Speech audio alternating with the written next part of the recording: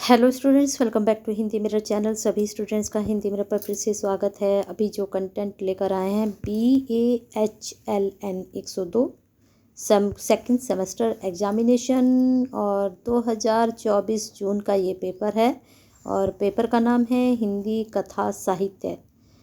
हमने जो है सेकंड सेम में काफ़ी अच्छे से आपकी प्रिपरेशन कराई थी। जिन स्टूडेंट्स ने सारे वीडियोस देखी थी, सारा कंटेंट देखा था, उन स्टूडेंट्स का काफ़ी अच्छा पेपर गया था। अभी हमने थर्ड सेम की कोई भी वीडियो नहीं अपलोड की है।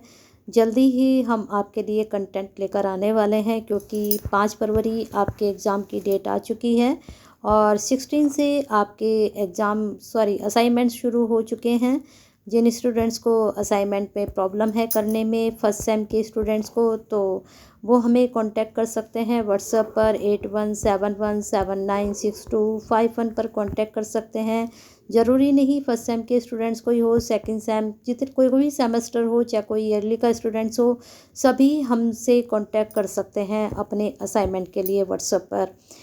अब यहाँ पर आपको बता दें कि ये प्रीवियस पेपर है जो कि 2024 जून में हुआ था। अब जो भी फर्स्ट सेम ने स्टूडेंट्स ने तैयारी की थी, अब वो सेकंड सेम है, तो ये वीडियो उनके लिए बहुत ही बेनिफिशियल होने वाली है। जो स्टूडेंट सेकंड सेम के हैं, अगर ये वीडियो देख रहे हैं, किसी भी सेमेस्टर के हैं, अगर वीडियो की शुरुआत में ही आप देख रहे हैं, तो आप इसको शेयर ज़रूर कर दें, क्योंकि आप शेयर करते हैं तो कहीं ना कहीं किसी की हेल्प करते हैं। तो शेयर कीजिए और हेल्प कीजिए और लाइक हमारे लिए कर दीजिए। एक इतनी बेनिफिशियल वीडियो आप तक पहुंचाते हैं तो लाइक तो बनता है, कर दीजिए, क्योंकि आपका एक लाइक ही हमें मोटिवेट करता है। जितने लाइक आते हैं उतना ही हमें प्रेरणा मिलती है एक अच्छा कंटेंट आप तक पहुंचाने की। तो चलिए बता देते हैं, 2 घंटे का आपका पेपर होता है और 70 मार्क्स का आता है। 30 मार्क्स के आपके असाइनमेंट आप आते हैं। काफ़ी स्टूडेंट्स कहते हैं कि असाइनमेंट में आराम से पास हो जाते हैं, तो मैं बता दूं आपको, असाइनमेंट में भी काफ़ी स्टूडेंट्स फेल होते हैं। तो जो मैं नंबर आपको बता रही हूँ उस नंबर पर आप कांटेक्ट कीजिए। बिल्कुल 100% आपकी गारंटी दी जाती है कि असाइनमेंट में आप फेल नहीं होंगे और नहीं होंगे। और उसके साथ साथ आपको ये भी बताया जाता है कि आपका जो 15 नंबर का होता है उसमें से आपको 11 से 12 नंबर दिए जाते हैं। ठीक है, चलिए यहाँ पर प्रश्न पत्र 70 मार्क्स 2 खंडों में विभाजित, प्रत्येक खंड में दिए गए विस्तृत निर्देशों के अनुसार ही प्रश्न को हल करना है। प्रशार्थी को बता दिया जाता है कि आपको बी उत्तर पुस्तिका यानी कि दूसरी बी शीट आपको नहीं दी जाती है। इस चीज़ का भी आपको ध्यान रखना है। अब यहाँ पर जो वैसे तो ज़्यादातर प्रश्न खंडका में हैं, जो है लघु नहीं लिए जाते हैं, दीर्घोत्तर ही प्रश्न लिए जाते हैं, यानी कि लॉन्ग क्वेश्चंस लिए जाते हैं। और यहाँ पर लॉन्ग क्वेश्चन आपको 5 क्वेश्चंस दिए जाते हैं। 5 यानी कि 5 बहुत ज़्यादा होते हैं और 5 में से सिर्फ आपको कितने करने होते हैं? सिर्फ आपको 2 ही करने होते हैं। तो ऑप्शंस बहुत होते हैं और अगर आपने बहुत अच्छे से तैयारी की है तो मुझे लगता है आप बहुत अच्छे से अपने पेपर को अटेम्प्ट भी कर सकते हैं। तो ये थोड़ा बाद के क्वेश्चंस हैं, पहले हम पहले क्वेश्चंस यहाँ पर देख लेते हैं आपके BHL के। चलिए आपका सेकंड क्वेश्चंस देख लेते हैं यहाँ पर। अच्छा, यहाँ पर अभी तक एक भी क्वेश्चंस नहीं हुआ। चलिए इधर से देखते हैं। यहाँ पर जो है फर्स्ट क्वेश्चन आपका लिया गया है लॉन्ग क्वेश्चन में, हिंदी गद्य की उत्पत्ति में भारतीय नव जागरण की भूमिका पर प्रकाश डालिए। इसमें मैं साथ साथ ये भी बताती चलूँगी कि आपके लिए इस बार भी वो क्वेश्चंस इम्पोर्टेंट हो सकता है। हिंदी कहानी के उद्भव और विकास पर एक विस्तृत निबंध लिखिए। वेरी इंपॉर्टेंट, ये आपका रिपीटेड क्वेश्चन है, इसको आप ज़रूर तैयार करके जाइए, ये आपके एग्जाम में पूछा जा सकता है। अब यहाँ पर जो हिंदी गद्य की उत्पत्ति, नव जागरण की भूमिका, तो आप इसको ना करके इसकी उत्पत्ति और उद्भव और विकास जरूर कर जाइए। 100% यहाँ से प्रश्न बनेगा ही बनेगा।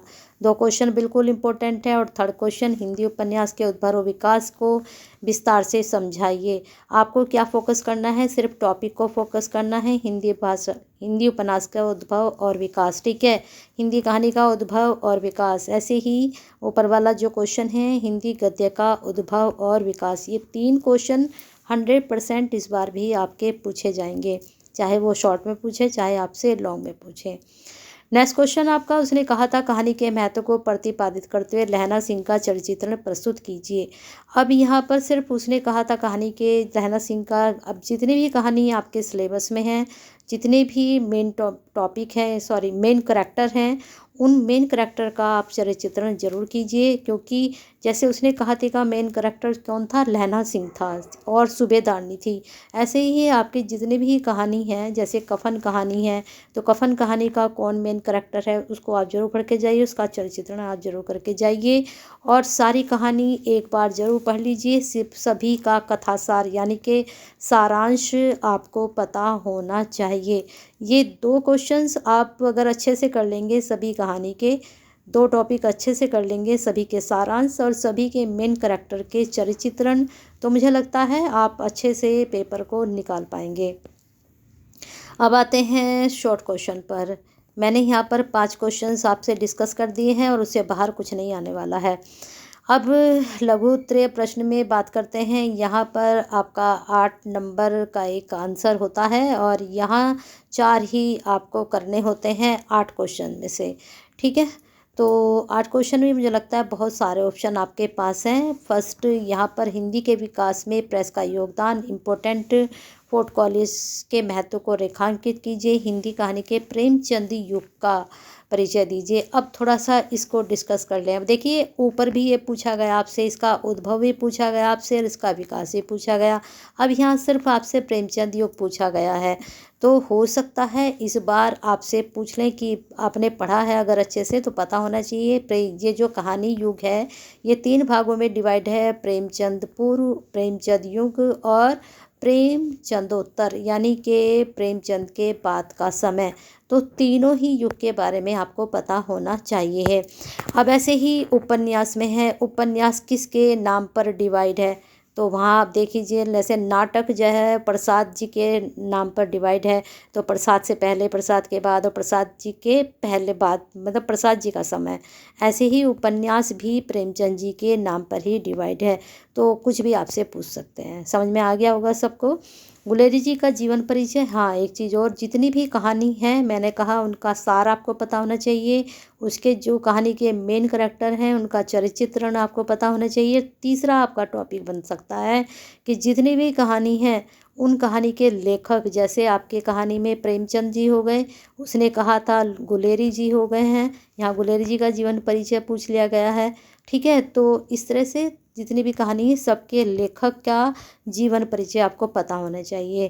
तो अभी मुझे 2 ही कहानी पेपर के अकॉर्डिंग यहाँ पर पता चली हैं। तो उसने कहा था गुलेरी जी की होगी और आपका कफन जो है प्रेमचंद जी की। दोनों की जीवनी आप जरूर अच्छे से तैयार कर लीजिए।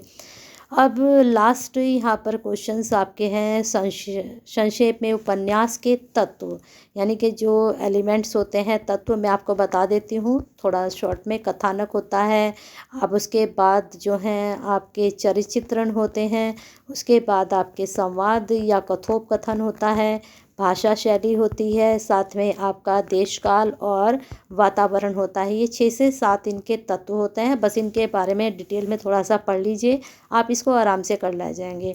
अब है अपना अपना भाग्य। अपना भाग्य जैनेन्द्र जी की है। देखिए जैनेन्द्र जी का भी यहाँ जीवन परिचय पूछ लिया गया। तो अगर आप सारा भी नहीं करके जा रहे हैं तो एटलीस्ट इन 3 की जीवनी तो आप जरूर करके जाइएगा और सब कहानी का सारांश और मेन करैक्टर में जो है आपको जो है उनका चरित्रण। तो इस प्रकार से तैयारी कीजिएगा तो बहुत अच्छे से आपका पेपर जाएगा। और लाइक कर दीजिए फटाफट और शेयर कर दीजिए।